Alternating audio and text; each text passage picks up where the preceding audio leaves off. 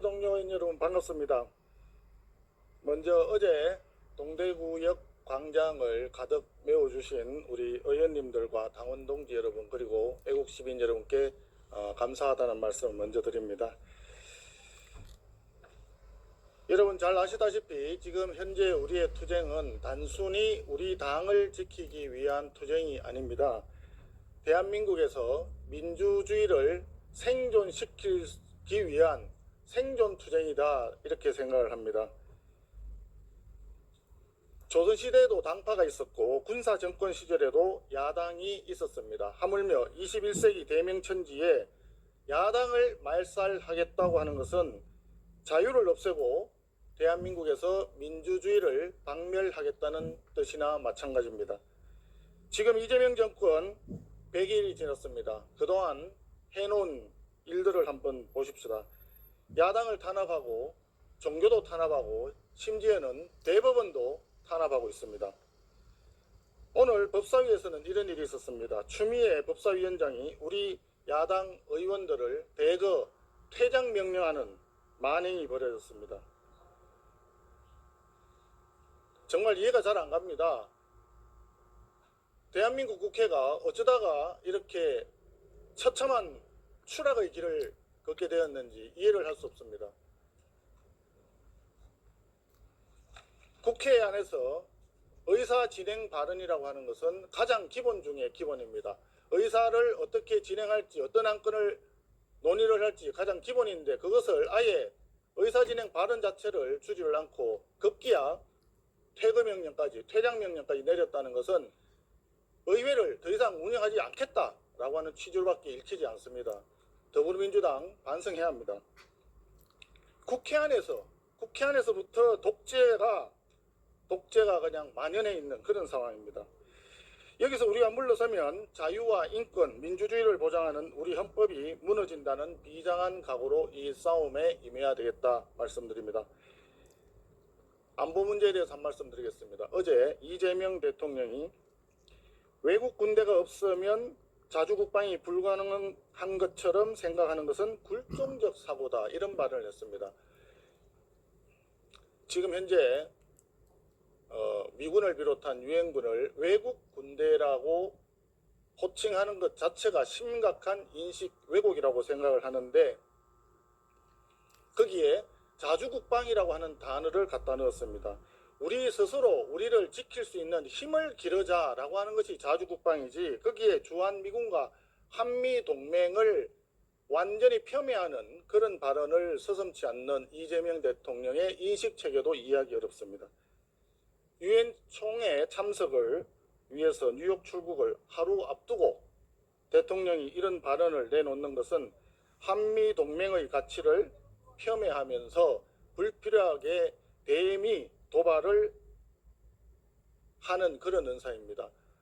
아마도 한미 관세 협상이 뜻대로 잘 안 풀리고 하니까 반미 감정을 불러일으키면서 이 국면을 돌파하려고 하는 시도가 아닌가 읽힙니다.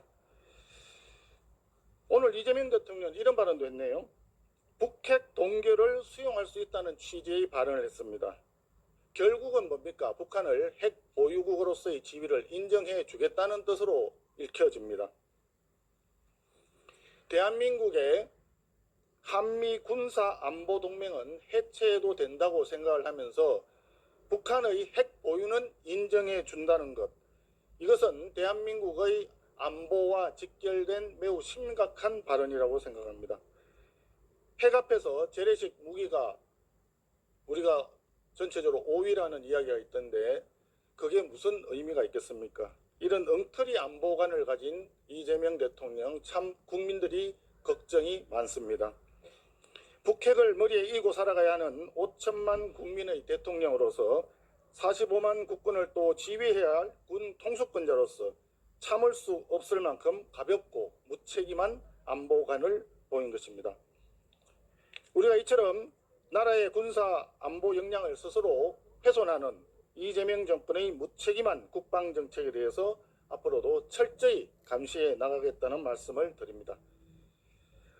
의원님 여러분, 오늘 정책의총을 연 것은 정부 조직 개편안에 대해서 각 상임위별로 간사님들 설명을 듣고 보다 나은 정부 조직법 대안을 마련하기 위한 취지입니다.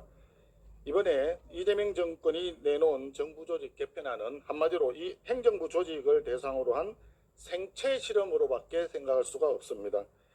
부처를 쪼개고 또 부처를 떼어서 다른 부처에 갖다 붙이는 것을 너무 쉽게 생각하고 있습니다.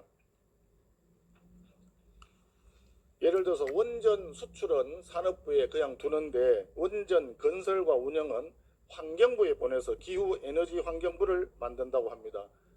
이 환경부라고 하는 부처의 속성상 환경단체들의 논리에 휘둘리기가 쉽습니다. 그런 환경부에 원전의 건설과 운영 업무를 주게 된다면 결과적으로 탈원전, 시전2로 간다는 얘기밖에 되지 않습니다. AI 시대라고 늘 얘기를 합니다. AI 시대에서 가장 중요한 것이 고퀄리티의 안정적인 전기 공급이고 대한민국에서 안정적인 고퀄리티의 전기를 공급할 수 있는 수단은 원전 외에는 없다는 것이 전문가들의 판단입니다. 그런 상황에서 원전 건설과 운영에 심대한 지장을 줄 수 있는 부처 개편을 왜 이렇게 졸속으로 해야 되는지 알 수가 없다는 말씀입니다. 금융위원회는 해체하고 금감위를 만든다고 하는데 그렇게 되면 결과적으로 금감위와 금융소비자보호원 그리고 재정경제부와 금융감독위원회까지 옥상옥 조직이 4개나 생기는 그런 구조가 됩니다. 또 기획재정부를 해체해서 기획예산처를 총리실 산하에 두겠다고 하는데 돈을 얼마나 많이 갖다 부으려고 하는지 예산권을 용산에서 직접 쥐겠다는 발상으로 보입니다. 이처럼 조직의 유기적 기능은 살피지 않고 오로지 정치적 목적으로 쪼개고 붙이는 식의 조직 개편은 결과적으로 행정부 기능을 마비시킬 수가 있다. 이런 우려가 크다는 말씀드립니다.